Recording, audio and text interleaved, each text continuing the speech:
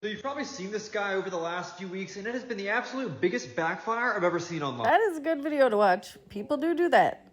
But I do not do that. No one will pay me. In fact, when you see me stitch videos, so you guys can go back and watch it because I think it's a good video, I don't get paid for those. I don't get paid on TikTok at all. TikTok fucking hates me.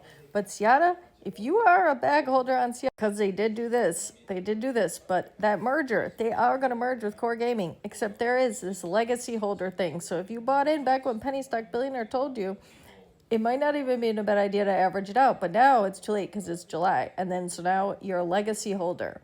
And that's going to mean when they merge with Core Gaming, it's going to dilute our shares as Ciata holders. And then 90% is going to be the Core Gaming people that were invested into Core Gaming, because Core Gaming is not a publicly traded company, it's a private company.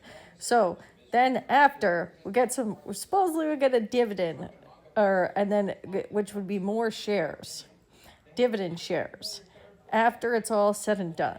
So this Ciata was not technically a bad one. I mean, people also have to do their own research on things and know that when a penny stock billionaire is pumping something, it's going to be up. And then you could always wait.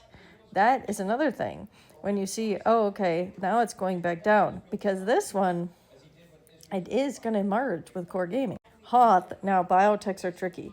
Oh, God, biotechs are tricky. If you're holding this bag, biotechs go up and down just like this all the fucking time. So you're not totally lost. And with our new FDA, there'll be hot news, but just keep an eye on the news. And always remember, look at how it shoots. It shoots on news and then it goes back down.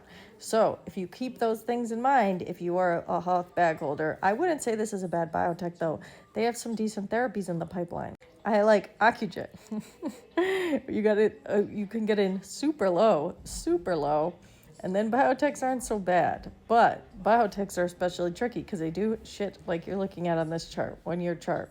Biotechs, fucking, god damn it. Another biotech, Clado. I think this one's a nice swinger. This is their year chart. Notice how a biotech shoots like crazy on news, and you might see it shooting and think this is the greatest biotech in the world.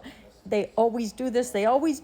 Pre-revenue biotechs too. When you hear about a stock and it's a biotech stock, you can use AI for this. You could say, find an article, plug in a couple articles, the last earnings call. Always look at a stock's last earnings. Are they making revenue? If a biotech's not making revenue, expect it to look like this until the phase trials. There's phase 1, phase 2, phase 3 trials.